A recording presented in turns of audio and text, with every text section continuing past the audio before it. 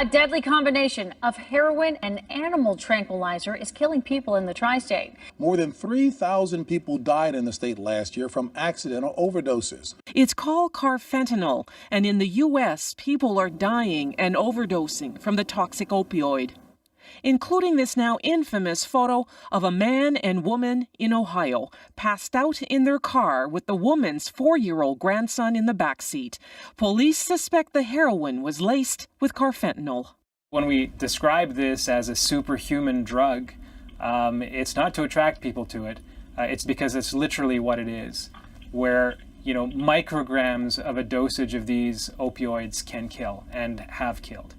Dr. Virani says that while addicts might live in fear that the next hit may be their last, it's not enough to curb their addiction. There's a demand that's driving this opioid crisis, and organized crime is meeting that demand with more and more toxic opioids because they're easier to traffic.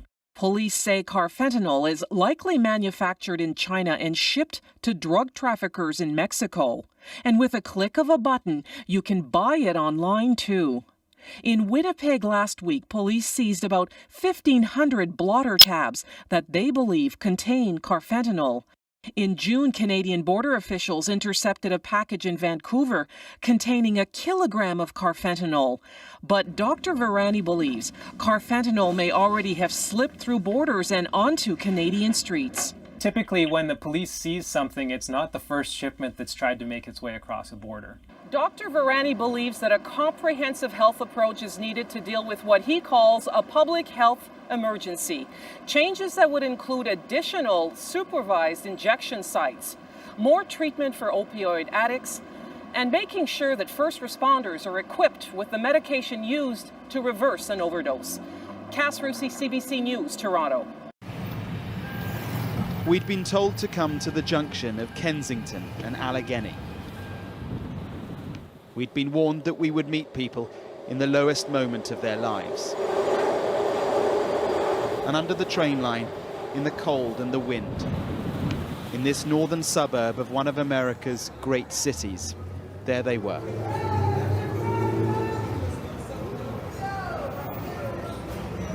It's grim. It's uncomfortable to see, to film, but then it is the reality here. And it isn't just a story about addiction, as if that wasn't enough. Because on the streets of Philadelphia, it's about something new. A substance that is being cut by dealers into the drug supply. And it's having the most devastating impact. It just came and it got worse and worse. Do you mind if I ask how long you've been using? For like the last 10 years. But these wounds are something new. Yes, very new. Like 6 months new. The wound is a consequence of a devastating new twist in America's drug epidemic. Thank you so much, guys. Because the substances he's addicted to are now mixed by dealers. See you on Saturday. Come see me, okay? With something that's rotting his skin. It's called xylazine, or Tranq, an animal tranquilizer cut with America's street drug of the moment, fentanyl, itself utterly awful. It's volunteers who treat the wounds where they find them. It's going to be on his leg. Doctors, hospitals have no protocols for this. In the worst cases, they are amputating limbs. Is this something new, seeing the wounds? Something that just started in the past 9 months. On these streets, they're learning as they go.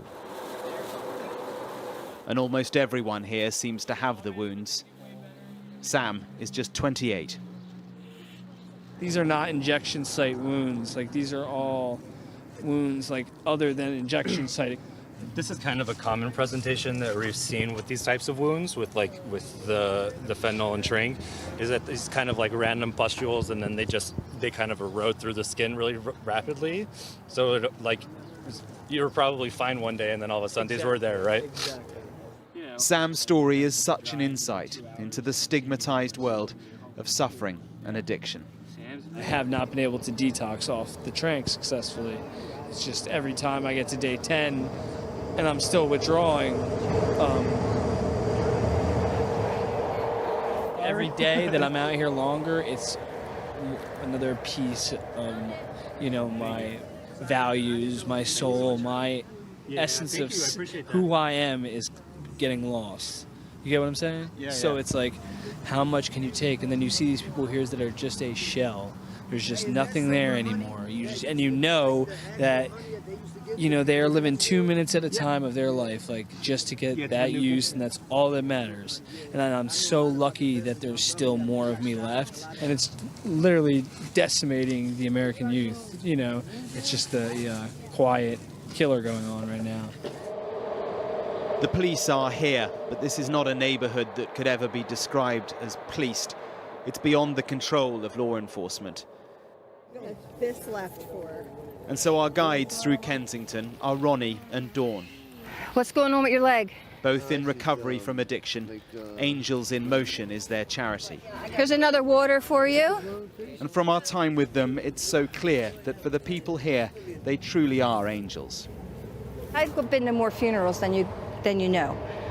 Because you get to know these people so well. Yes. And like, I have their pictures in my phone, their cell phones, because I've treated, you know, I've helped them out so much, and then they've passed away, and I can't get rid of the phone number and all that. Want a snack bag? Is that all your hair? It's gorgeous. Stay safe, okay? There you go. Ronnie and Dawn wanted to take us to an underpass.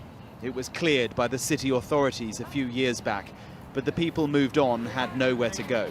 Hi, need a snack bag? And beyond the common struggle here, each story on each street corner is particular. Zach's path here began in Iraq. Thanks so much. You're welcome. He's a veteran. This place eats everything and anything that is good. I need probably to be arrested, either put in jail. I need to go to detox in a rehab somewhere far away. I just need to get out of here. Our brain tells us to breathe. Their brain tells them to breathe and get drugs, or you will die. Like, that's the kind of, maybe not those exact words, but like, that's the feeling that they have. If I don't have this, I'm going to die. I'm going to be so sick. And like, if it was easy, we wouldn't have this problem. Around the corner, this cruel otherworldliness is strangely compounded. The music is supposed to deter homelessness.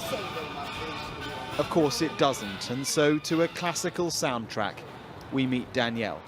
Right now, like, there's like barely any fentanyl in it, so you go through withdrawal faster. Dealers add the Tranq to bulk the supply. It increases their margins. It also makes the withdrawal so much more intense. I was banging my head off the walls. I was hoping to knock myself out because it is really that bad. It's so bad. The worst I've ever felt in my entire life. Some of those we met here wanted us to show their faces. With others, we've agreed not to. This is me shooting right here, and it like goes through, it's like trying to come out my skin. So you're shooting on one side, but the injury is on the other side as a result of the drug. Danielle is a mum of 3 young boys. Yesterday I was crying all day. I don't know what to do. I really don't. You know, this is a story that could simply be told through the shock of the images, but it is so much deeper than that. It reflects systemic problems, access to addiction treatment, mental health care, housing, health insurance. What we've seen here, the people we've got to know, their story is one of fundamental American failure.